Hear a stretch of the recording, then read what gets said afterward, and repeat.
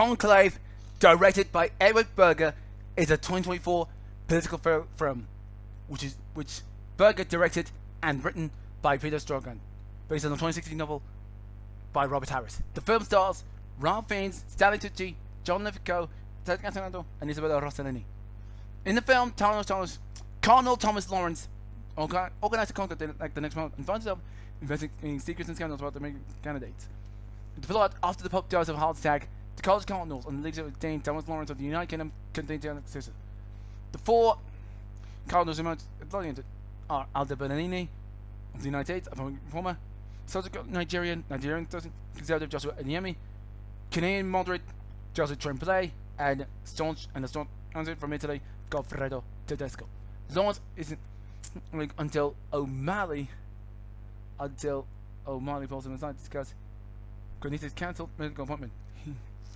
He confronts Benitez, who reveals that he was born with a tuberculosis and a virus, but was unaware of the existence until they developed them. The appointment for a laparoscopic hysterectomy that he decided against, but he should remain as God made him.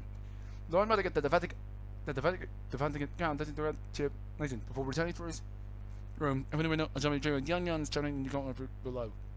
The film shot in the Italian capital city of Roma, along with the Cinecittà Studios, grossed a worldwide total of $107 million, with just over a quarter of this coming from Canada and the United States. Over the gross take off $32.5 million. I received positive reviews from both Rotten Tomatoes, which earned a 33% rating, which said carrying off a people pop with immaculate execution and career island work from Ralph Fiennes.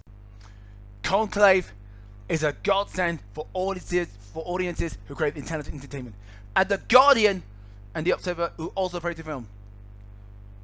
President Lee, who worked for the former, said, like the easily devoured paperback it's based on, the pulpy puffle thriller Conclave has a brisk, face-turning allure, filled with juicy intrigue and mystery. A beach read that would follow you back home after we've become grimly accustomed to a plot-heavy bestsellers that were started out with the indulgent 10-episode season of television, such as the recently judged re-adaptation of Scott Turow's Presumed Innocent on Apple TV+. A baggy overextension of stories that demand a tighter grip. And Wendy Ide, who worked for the latter, said, the fierce intelligence of Finn's work is magnified by Berger's elegant direction, with its claustrophobic setting. The bickering, sniping men of God are secluded away from the outside world at the opposite design. Marble, frescoes, and bold flashes of Cardinal Red feature prominently. This film swells away from directed Bridger, the multi-Oscar-winning German-language version of All Quiet on Front in 2022, which is more about mud than mudslinging. But what both films demonstrate is that Berger has a gift for positioning the camera. The use of symmetry from Conclave is a potent indication of stifling constraints and formality of this world. A shot from above of the cardinals in the rain, each sheltering under the Vatican issue where its umbrella widely evokes an earthbound host of angels, but it's from the wave where it fades with land that we know the most. Berger frequently places the climate slightly above him, an angle that deepens troubled furrows on his brow and weighs further on his lower head. The film, however, draws real-life illness when 5 months after its US release, Pope Francis, who was the first Latin and South American Pope when he took office in March 2013, died, and 5 months after the Golden Globes, he was succeeded by Robert Prevost, who became the first North American to become the Pope as Pope Leo XIV. Dune Part 2, directed by another is an American epic feature film who the Canadian co-wrote the screenplay with John Spates. The sequel to Dune is the second of a two-part adaptation by Frank Herbert, and the second installment of the Villeneuve's Dune film trilogy. It followed Paul Atreides as unite with the Freeman people of the desert island Arrakis to wage war against House Harkonnen.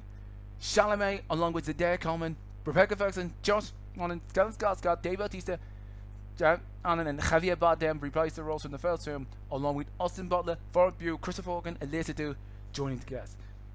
Following the defeat of Atreides by House Harkonnen in the 2021 film Dune, which Villeneuve also directed, and Chalamet and Zizek also starred, Francis Erland, Donald DePatia and Shaddam IV, chosen in a journal the father's portrayal of the Atreides on the recorder. On the Americans, a Fremen tribute level 6, which Paul Atreides and his brother, Lady Jessica, to stage temper. Some Fremen suspect they are spies, while still got another scene sign that the prophecy that the mother and son from the outer world will bring prosperity to our case. Paul and Shari fall in love with Paul as Paul, remember in Fremen culture, learning that language, Finger and Fetty again, Roman, Ryan and Stan one, and running Hardcore side something Robertson. Pretty Paul adopted Fremen names Ulsul and Muad'Dib. Due to continuing spice rapes, Baron Vladimir Harkonnen installs his cunning as a ruler. Lady Volga Fenring of the Bene Gesserit and Red Fair as a prosthetic Krizak Haderach and secure his genetic lineage. Filmed in 8 countries around the world: Budapest in Hungary, Abu Dhabi in the United Emirates, the Namib Desert in Angola, Namibia, and South Africa. In Angola, Namibia, and South Africa, Jordan, Norway, and Italy's Veneto, with music from Academy Award winner Hans Zimmer. The film release in the IMAX grossed $282.7 million in the United States and Canada alone, and $432.7 million in other territories for a worth of $715.4 billion. The film also received a majority of largely rave reviews from including which called the film visually thrilling and narrative epic. Dune Part 2 continues down the finals opinion of the beloved sci-fi series in a spectacular form.